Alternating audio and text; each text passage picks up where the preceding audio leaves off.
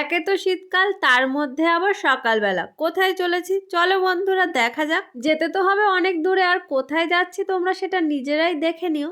কিন্তু সব ঠিক আছে জানো তো, এই সকালে ওঠাটাই খুবই কষ্টদায়ক। তাও কি আর করব বলো, উঠতে তো হবেই। আর চলেও এসেছি তোমাদের সঙ্গে কথা বলতে বলতে।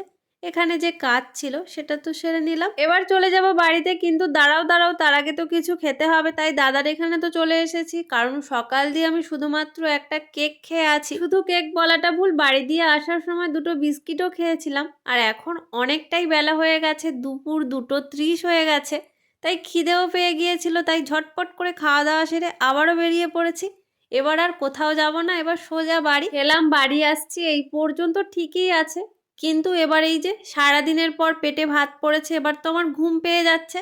কিন্তু আমি যদি ঘুমিয়ে পড়ি, আমি এবার রাস্তাতেই পড়ে যাব। ঘুমকে দূরে সরানোর জন্য ফোনকে আমি তাই কাজে লাগিয়ে দিয়েছি আর চলে এসেছি শান্ত পরিবেশে। তো চলো, আমার আজকের ভিডিওটা আমি এখানেই শেষ করছি। টাটা।